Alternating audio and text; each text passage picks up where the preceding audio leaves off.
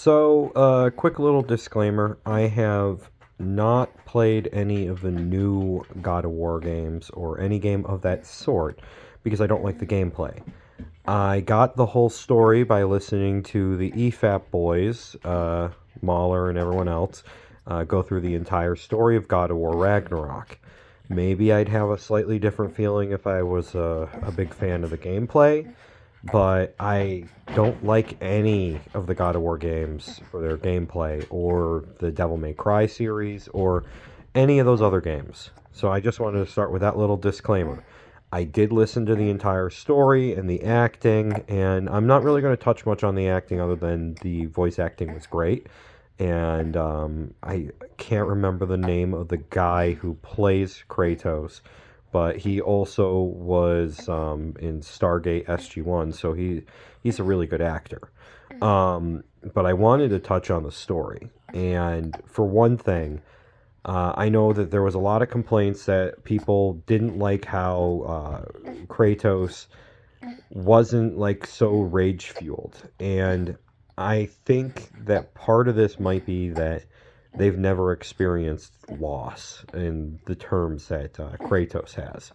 And it might seem a little weird for me to say this, but I have experienced something akin, maybe not as bad as a god tricking you into killing your own family, but when my wife was pregnant with twins, we had a stillbirth, and one of them passed away. And during that time, for the first year after it happened, I was furious. I couldn't even look or hear the name of the hospital that we were at the time. Um, I wasn't angry at my wife. I was angry at the doctor. And I was angry at the hospital because we tried to talk to the doctor about delivering early, and the doctor refused. And then my first son passed away literally a week before the scheduled C-section. So it's something that's very personal to me about loss, especially loss of a child.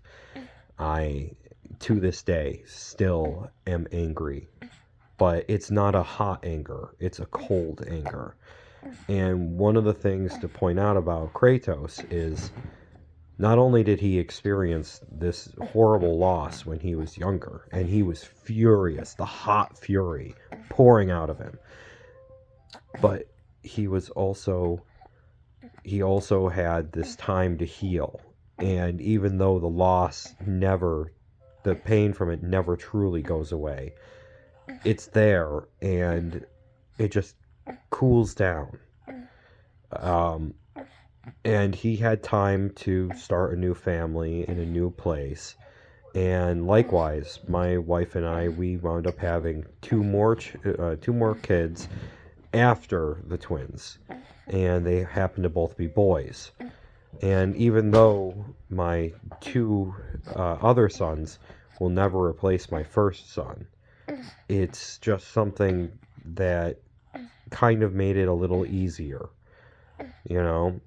And when I heard the story of God of War Ragnarok, one of the things that I had to address was that complaint about how he isn't so angry and ready to just destroy everything. And it's like, it's been a lot of time, and he's been able to heal somewhat, and he's still this tough, forceful man of action, but he's a little bit more contemplative, and it's really nice. And listening through the whole story and seeing, basically, Odin brought it all upon himself because he didn't want to allow people to have free will. Essentially, he wanted to follow this prophecy to its end, or be the one in control of it.